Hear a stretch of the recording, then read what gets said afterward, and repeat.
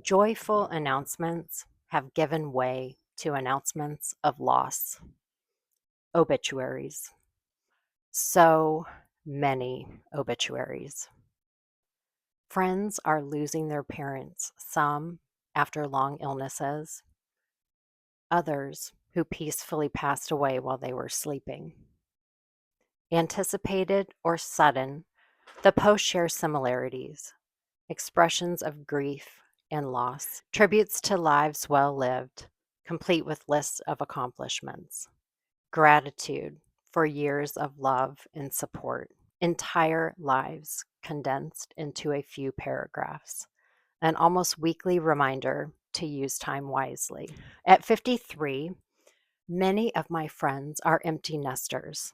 A couple are grandparents, and most are navigating the complicated emotions of caring for aging parents, often from a great distance. My parents are still here, and while they have both had health problems, they enjoy an excellent quality of life, and for that, I'm grateful. They still travel, socialize with friends, and live independently. I've always known that someday I would have to navigate this world without them. I just never imagined that I'd be doing that while they are still alive and well. It's a cruel psychological limbo that I've since learned is called ambiguous loss. Grief is complicated, but losing a parent before their time on earth is over isn't something I ever expected. Like many people, my parents and I have had a complicated relationship. There have been times when we disagreed fiercely and times when we hurt each other. But even through all of that, we always maintained some sort of communication, an email to check in, a short phone call, a voicemail, a text. But since November 2024, even the smallest interactions feel like too much.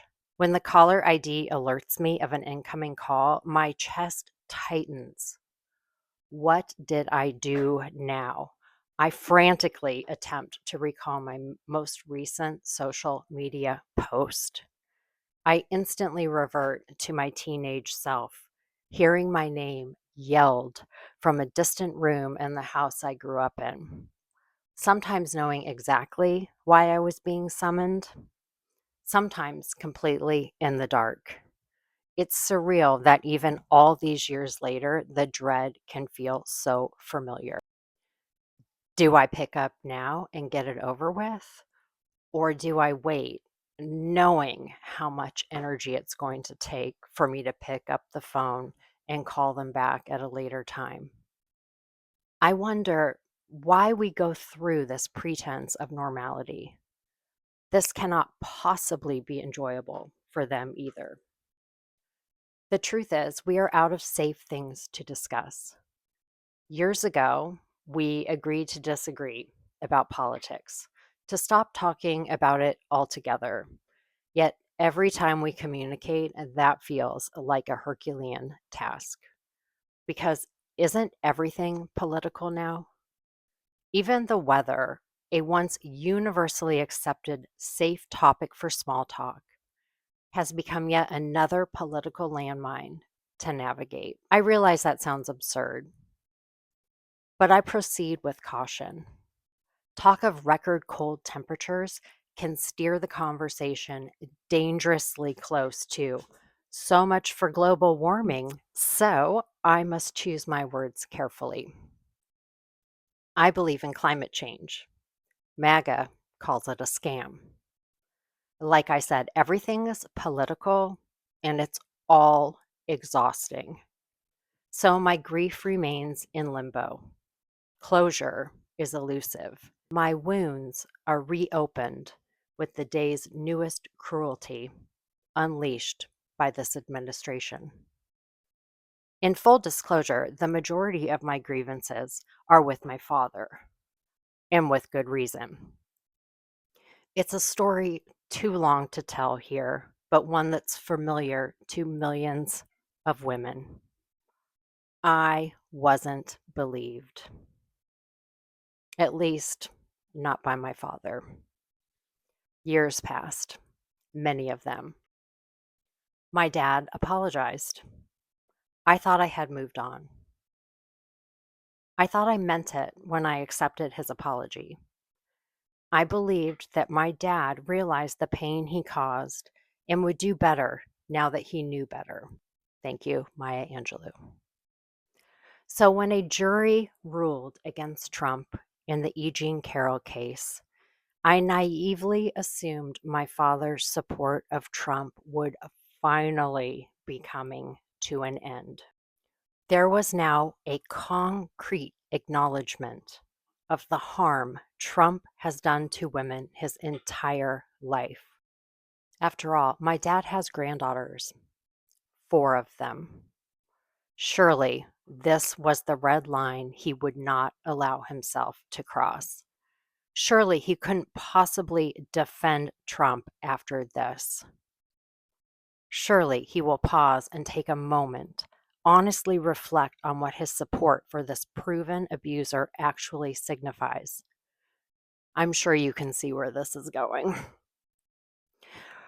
There was no reflection, no reevaluation, no aha moment.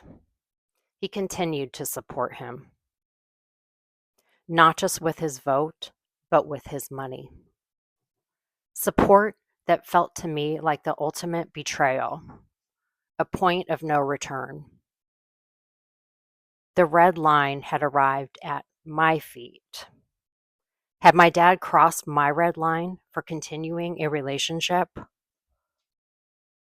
He had. His message was clear that women, even when a jury finds them credible, are disposable. Their pain and abuse, the mere cost of doing business, collateral damage, an acknowledgement that sexually, whating, a woman isn't a deal breaker.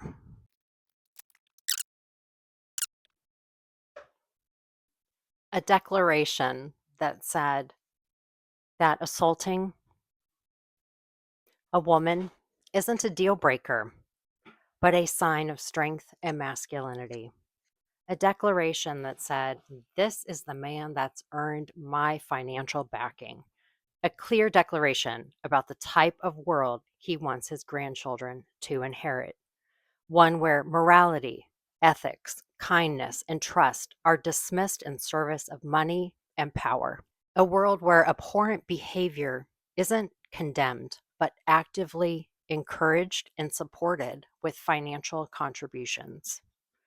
I had no expectations that my father would ever support a Democrat for president, let alone a woman.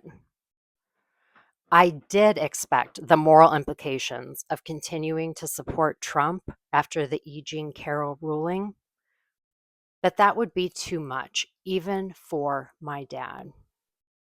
It wasn't. Then came the Epstein files. That is its own horror show. Yes, we are still talking about Epstein. But for the sake of my mental health, I'm just going to pass right over that entire nightmare for the purposes of keeping this video to less than 500 hours. Last week, my dad celebrated his 82nd birthday. And instead of gratitude that he's still around, I feel empty and profoundly sad. I also feel angry. I feel ripped off, scammed. After all, my dad's still here, but he's not. He's gone. Gone is any resemblance of the person who raised me. It's been over a year since we last spoke, and more than a decade since something fundamental changed in our relationship. Was it Trump? Was it Fox News? I can't say which deserves more blame. But I started seeing a side of my dad I didn't recognize back in 2015. Maybe Trump and Fox simply revealed who he always was.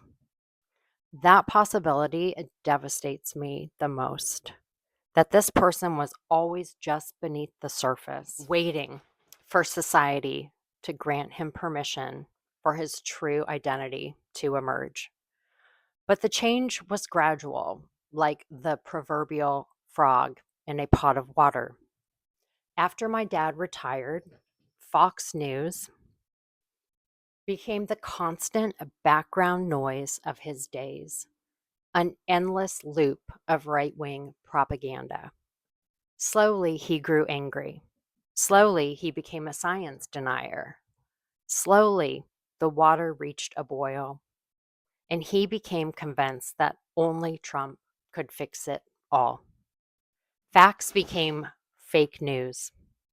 Long established norms were dismissed.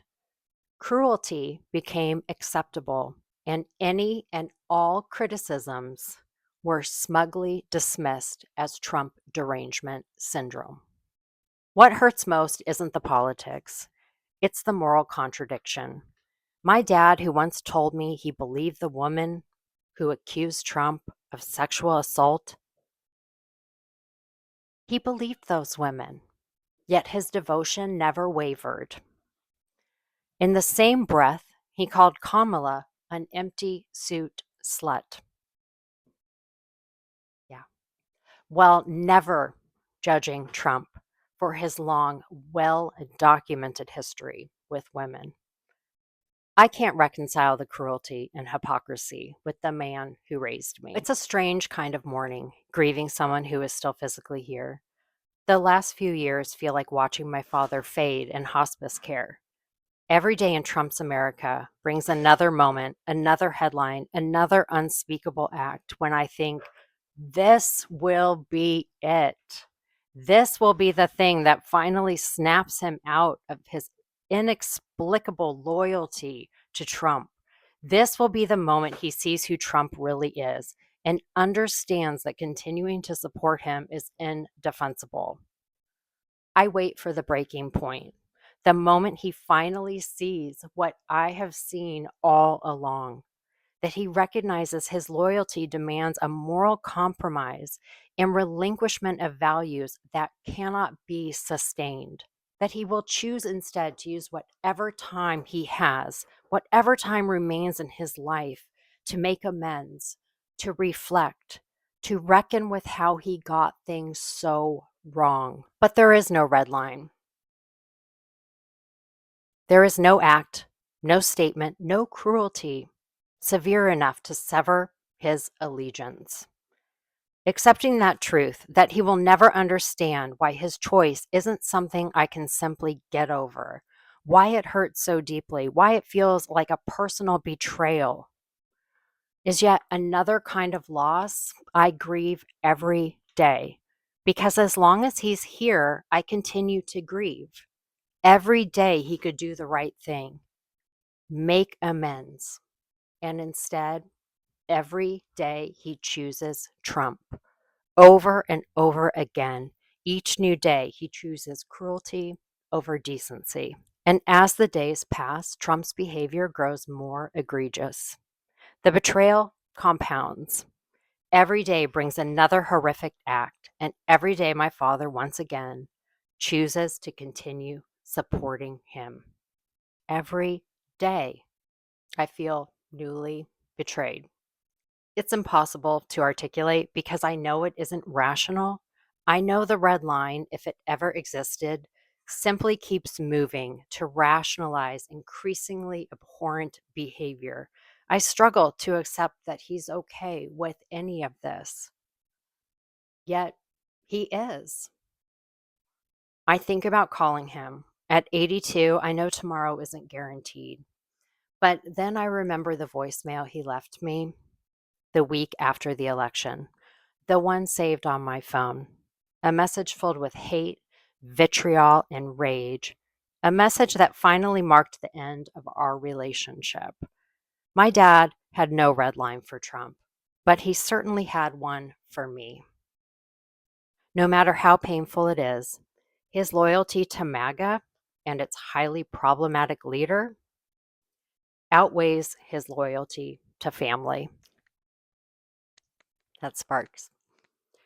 My heart is broken. It has been for years, mostly for the father I thought I had. the person I believed he was. I never questioned that my father was a decent person who actually believed the things he taught me, that honesty, integrity, compassion, decency, and empathy matter, that nothing is more important at the end of the day than doing the right thing. But that isn't who he is anymore. The qualities I hold most dear, the ones he taught me to look for when choosing who to befriend, are the qualities he now dismisses. Qualities I believe to be more important than ever. I will likely spend the rest of my life wondering exactly what it was that my dad valued, because misogyny, racism, lying, stealing, and grifting weren't deal breakers for him, but they are deal breakers for me. I still love my dad. I always will. I just don't respect him.